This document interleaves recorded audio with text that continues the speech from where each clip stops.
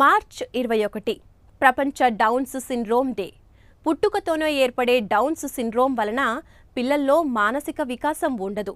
శరీర తీరులోనూ ప్రవర్తనలోనూ తేడా స్పష్టంగా కనబడుతుంది. ఆరోగ్యకరమైన బిడ్డ కోసం కలలు కనే భార్యాభర్తలకు తమ బిడ్డలోని ఈ లోపాలు బాధను కలిగిస్తాయి. అయితే ఇలాంటి పిల్లల జీవితాలను మెరుగుపరిచే విధంగా ఇప్పుడు వైద్య శాస్త్రం అభివృద్ధి చెందింది.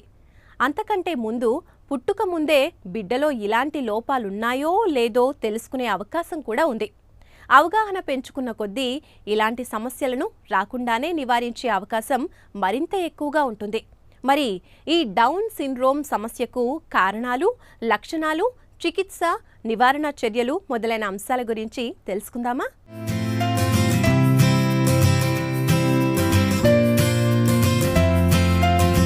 మన చుట్టుపక్కల డౌన్ సిండ్రోమ్ సమస్య ఉన్న పిల్లలు తరచుగా కనబడుతుంటారు. పిల్లల్లో కనిపించే ప్రధానమైన మానసిక వికాస లోపం ఇది. జన్యుపరమైన కారణాల వల్ల గర్భస్థ దశలోనే పిల్లల్లో ఈ లోపం ఏర్పడుతుంది. ఈ సమస్య ఉన్న పిల్లలను చూడగానే గుర్తుపట్టవచ్చు. చప్పిడి ముక్కుతో చైనా వాళ్లలా ఉంటారు. చెవులు చిన్నగా ఉండి కిందకుంటాయి. కనుబొమ్మల లోపల ముడతలు కనపడతాయి. కళ్ళు పైకి చూస్తున్నట్టుగా ఉంటాయి. ఈ పిల్లలు పొట్టిగా, లావుగా ఉంటారు. అరచేతులు, కాళ్లపై గీతలు తక్కువగా ఉంటాయి. నోరు చిన్నగా, నాలుక పెద్దదిగా ఉంటుంది. వీరిలో శరీర కదలికలు తక్కువగా ఉంటాయి. మెదడు పెరుగుదలలో లోపాలు ఉండటం వలన ఐక్యూ కూడా తక్కువగా ఉంటుంది. స్త్రీలు గర్భం దాల్చే వయసు పెరుగుతున్న కొద్దీ వారికి పుట్టే పిల్లల్లో ఈ సమస్య రావడానికి అవకాశాలు పెరుగుతాయి. అందుకే మహిళలు సరైన వయసులో గర్భం దాల్చటం అనేది పిల్లల ఆరోగ్యంలో కీలక పాత్రని పోషిస్తుంది. మార్చి 21వ తేదీ ప్రపంచ డౌన్ సిండ్రోమ్ దినం సందర్భంగా మనము డౌన్ సిండ్రోమ్ గురించి కొంత అవగాహనకు రావాలి. డౌన్ సిండ్రోమ్ అనేది ఒక జెనెటిక్ వ్యాధి. డౌన్ సిండ్రోమ్ రావడానికి గల కారణాలను మనం పరిశీలిస్తే ప్రధానంగా తల్లి వయసు ఇక్కడ ఒక ముఖ్య కారణంగా కనిపిస్తుంది. మామూలుగా డౌన్ సిండ్రోమ్ సాధారణమైన గర్భిణీ స్త్రీలలో, అంటే 34 సంవత్సరాల లోపు వయసు ఉన్న గర్భిణీ స్త్రీలలో ప్రపంచవ్యాప్తంగా ఇన్సిడెన్స్ చూసామంటే 1500 మంది ప్రెగ్నెన్సీలలో ఒక్క ప్రెగ్నెన్సీలో డౌన్ సిండ్రోమ్ ఉండే అవకాశం ఉంటుంది. అదే తల్లి వయసు పెరిగే కొద్దికి ఈ ఇన్సిడెన్స్ చాలా పెరుగుతూ వచ్చి 45 ఏళ్ల వయసు వచ్చేసరికి ప్రతి 50 ప్రెగ్నెన్సీలో తప్పకుండా ఒక డౌన్ సిండ్రోమ్ ఉండే అవకాశం ఉంటుంది. అందువలన తల్లి వయసు ఖచ్చితమైన కారణంగా పరిగణిస్తారు. తల్లి వయసే కాకుండా మామూలుగా కూడా డౌన్ సిండ్రోమ్ సంభవించవచ్చు. సాధారణమైన డౌన్ సిండ్రోమ్ 95% మందికి ట్రైజోమీ 21 అనే లోపం ఉంటుంది. ఇది కాకుండా ట్రాన్స్లోకేషన్ అనే లోపం కానీ, మోజాయిజం అనే లోపం కానీ ఉండవచ్చు. అయితే ఇది గుర్తించడానికి ప్రధాన కారణం ఏంటంటే మోజాయిజంలో వ్యాధి తీవ్రత కొంత తక్కువగా చూస్తాము. డౌన్ సిండ్రోమ్ని గుర్తించడానికి మనము ప్రత్యేకమైన కారణాల సందర్భాలు ఉన్నప్పుడు అల్ట్రాసౌండ్, బ్లడ్ టెస్ట్లు మరియు కొరియానిక్ విల్లస్ శాంప్లింగ్ అని, అమ్నియాటిక్ ఫ్లూయిడ్ టెస్టింగ్ అని జెనెటిక్ టెస్టింగ్లు చేస్తారు. బిడ్డకు సంబంధించిన కొన్ని ప్రోటీన్లు తల్లి రక్తంలో ఉంటాయి. వాటిని ప్రెగ్నెన్సీ టైంలో గుర్తించినప్పుడు వాటి లెవెల్స్ ఎక్కువగా ఉంటే కనుక పుట్టబోయే బేబీకి డౌన్ సిండ్రోమ్ ఉండవచ్చుననే అనుమానం మనకు వస్తుంది. డౌన్ సిండ్రోమ్తో పుట్టే పిల్లల్లో పుట్టుకతోనే గుండె సమస్యలు, వినికిడి లోపం, కంటి లోపాలు, ADHD, ప్రవర్తనకు సంబంధించిన సమస్యలు, ఆటిజం లాంటివి వచ్చే అవకాశాలు ఎక్కువగా ఉన్నాయి. అలాగే జీర్ణ వ్యవస్థ లోపాలు సైతం రావచ్చు. రోగ నిరోధక వ్యవస్థలో లోపాలు ఉండే అవకాశం ఉంది.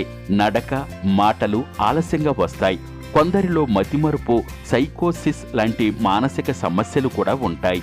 పిల్లల్లో డౌన్ సిండ్రోమ్ రాకుండా నివారించాలంటే మొట్టమొదట తీసుకోవలసిన జాగ్రత్త తల్లి గర్భం దాల్చే వయస్సు 18 ఏళ్లకు లోపు 35 ఏళ్లకు పైబడి లేకుండా చూసుకోవడం.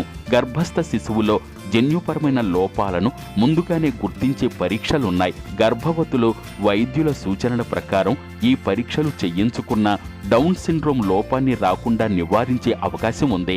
ఒకవేళ పుట్టబోయే బిడ్డకు డౌన్ సిండ్రోమ్ ఉన్నట్టుగా తేలితే దీనికి సంబంధించి తీసుకోవలసిన నిర్ణయం, మానసికంగా ధైర్యంగా ఉండడం మొదలైన అంశాలను గురించి తగిన అవగాహన కల్పించేలా వైద్యులు కౌన్సిలింగ్ ఇస్తారు.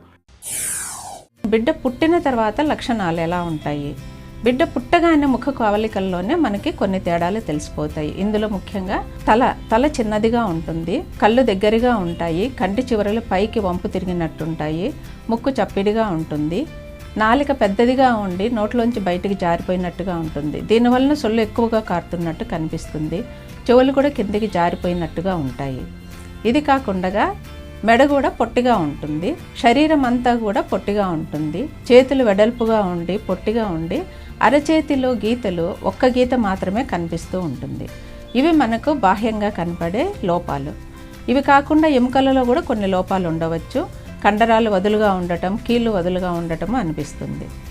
ఇక లోన అవయవాలకు వస్తే గుండెలో రంధ్రాలు ఉండవచ్చు. Atrial septal defects, ventricular septal defects అనేవి చాలా సాధారణంగా 50% మంది పేషెంట్లలో కనబడుతూ ఉంటాయి.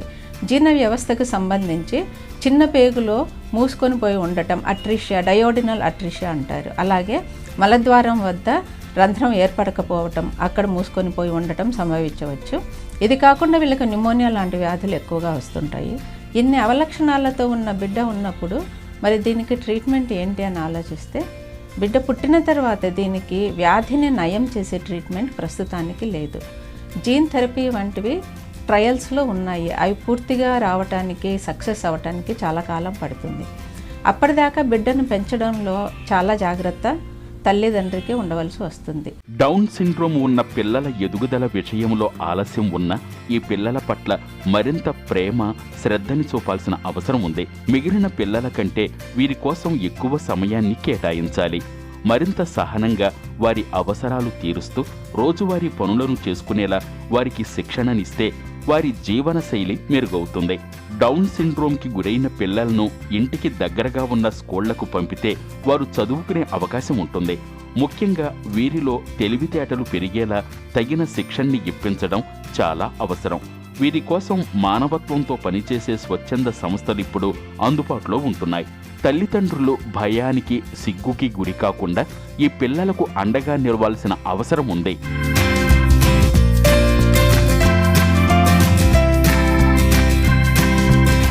ఈ మధ్య కాలంలో మైక్రోసాఫ్ట్ సీఈఓ సత్యనాదెళ్ల కుర్చీకే పరిమితమైన తమ కుమారుని ఆరోగ్య స్థితిని గురించి ప్రపంచానికి వెల్లడిస్తూ, తమ కుమారుడి కారణంగానే తమలో ప్రపంచాన్ని అర్థం చేసుకునే శక్తి పెరిగిందని అన్నారు. తల్లిదండ్రుల్లో ఇలాంటి మానసిక చైతన్యం ఉన్నప్పుడు పిల్లల్లోని మానసిక వికాస లోపం వారిని ఎక్కువగా బాధించదు. ఏదేమైనా సాధ్యమైనంత వరకు డౌన్స్ సిండ్రోమ్ని రాకుండా నివారించాల్సిన అవసరం ఉందని ఈ ప్రత్యేకమైన రోజున మరొకసారి గుర్తు చేసుకుంటూ, మరోసారి ఇలాంటి ఆరోగ్యవంతమైన ప్రపంచం కోసం అంకిత భావంతో ముందడుగు వేద్దాం.